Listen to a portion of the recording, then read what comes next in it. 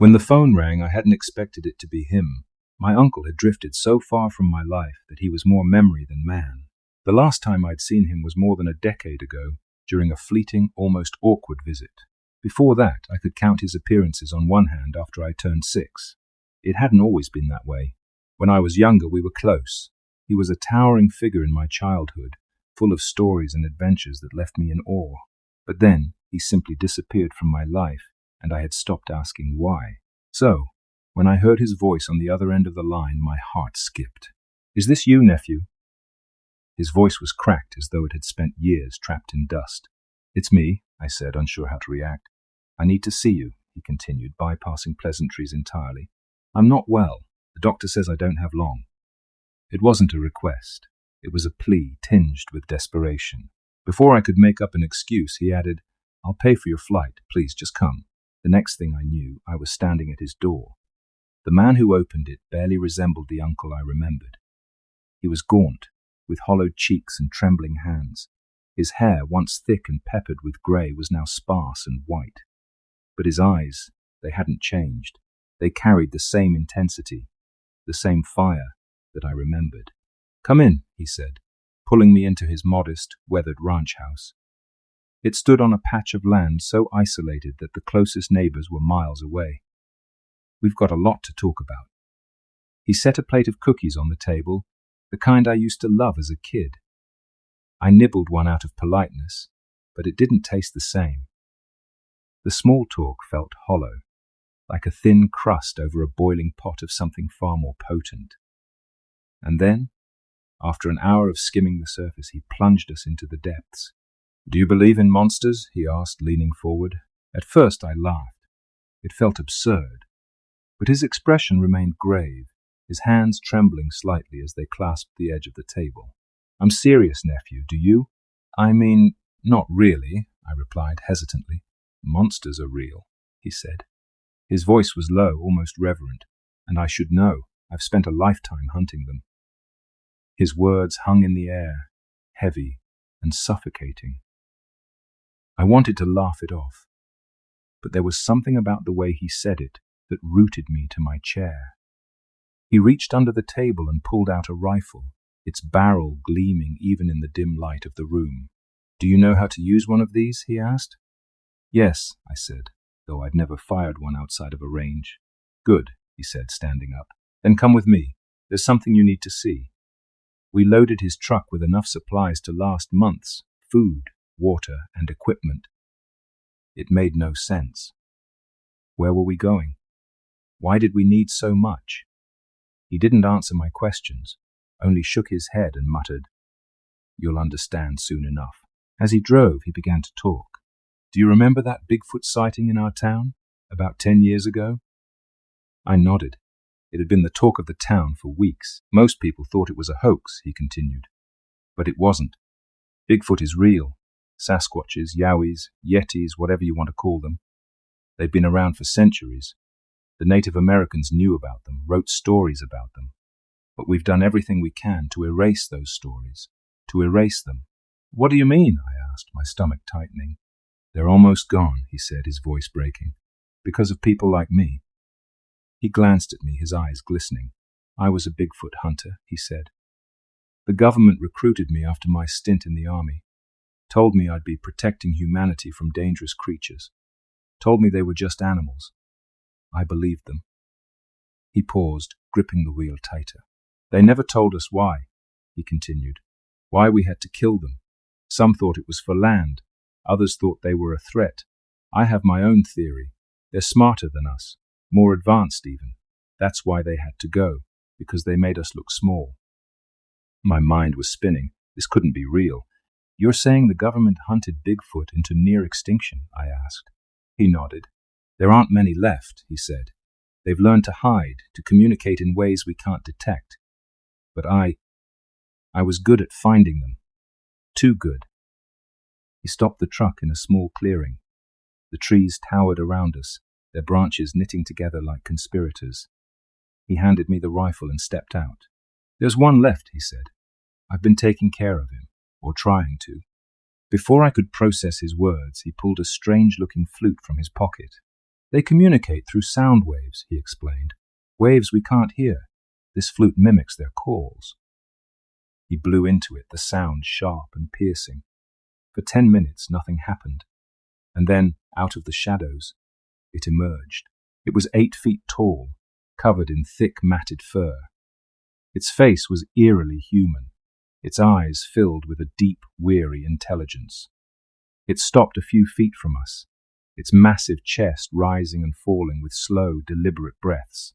"This is my nephew," my uncle said, his voice trembling. "He'll take care of you when I'm gone." The creature stared at me, its gaze penetrating. And then, in a voice deeper than anything I'd ever heard, it spoke. "Who is he?" I couldn't speak. My mouth was dry, my heart pounding in my chest like a drum. The sight of the creature was surreal, its words even more so. This wasn't a beast. It was intelligent, aware, and deeply unsettling. My uncle, however, seemed at ease, almost reverent in the creature's presence. "He's my family," my uncle said softly. "When I'm gone, he'll be the one to help you."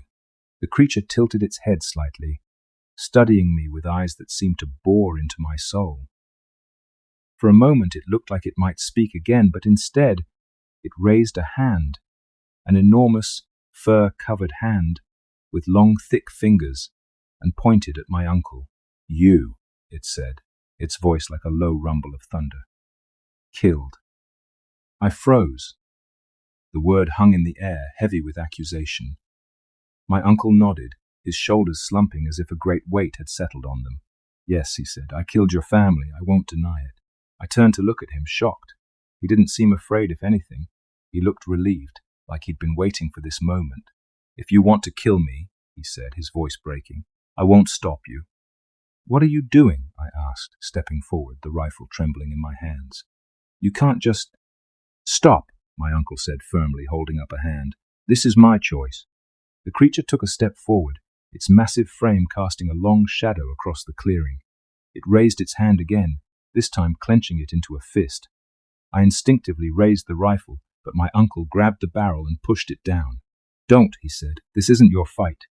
The creature's fist hovered in the air for what felt like an eternity. Then slowly it lowered its arm. It pointed at my uncle again, but this time its expression softened. "Family," it said, its voice quieter now, almost mournful. My uncle's face crumpled and he sank to his knees, tears streaming down his face. "All this time," he whispered, "all this time, and you still forgive me?" The creature didn't respond. Instead, it turned and began walking back into the shadows. I stared after it, my mind racing. "What the hell was that?" I demanded, pulling my uncle to his feet. "That," he said, wiping his face, "is why I called you here." On the drive back, my uncle explained everything.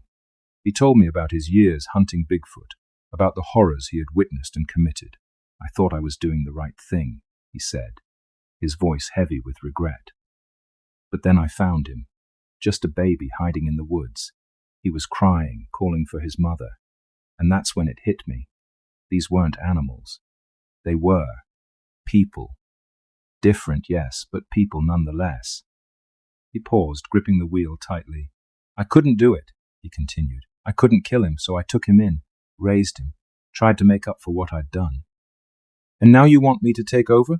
I asked, my voice rising. "You want me to take care of this creature?" "He's not a creature," my uncle said sharply. "He's the last of his kind, and if we don't protect him, he'll die. Do you want that on your conscience?" I didn't answer. When we returned to the ranch, my uncle showed me his plans. He had stockpiled enough supplies to last for years, had even set up a system to ensure the creature could remain hidden. "I know it's a lot to ask," he said, looking at me with pleading eyes, "but you're the only one I trust. Please, nephew, do this for me." I wanted to say no. I wanted to walk away and pretend none of this had ever happened. But the image of the creature's face, its pain, its humanity was burned into my mind. I couldn't ignore it. "All right," I said finally, "I'll do it." My uncle's face broke into a smile, and for the first time I saw a glimmer of the man I had known as a child. "Thank you," he said. "You have no idea how much this means to me." 3 months later, my uncle passed away. I was with him in his final moments, holding his hand as he took his last breath. His death hit me harder than I expected. Despite our years apart, he had always been a part of my life, a larger-than-life figure who seemed invincible. Now he was gone, and the responsibility he had passed on to me felt crushing. The first time I visited the creature on my own, I was terrified. But to my surprise, it greeted me with a nod and a single word: brother. Over the years, our relationship grew. I brought him food and supplies, and in return, he taught me things I could never have imagined. He showed me how to track animals, how to move silently through the woods, how to listen to the rhythms of nature. One day, as I was unloading supplies, I noticed something strange. Behind him stood two figures, one slightly shorter than him, the other much smaller. "You have a family?" I asked, incredulous. He nodded, a hint of pride in his eyes. "Call," he said simply. I understood. He had used his unique ability to communicate with others of his kind, bringing them together. They weren't extinct, not yet. For those who still search for Bigfoot, I have a message. Leave them alone. They've endured enough. If you ever do find one, don't try to capture it. Don't try to expose it. Just let it be. They are not the monsters we make them out to be. We are. And it's time we start making amends.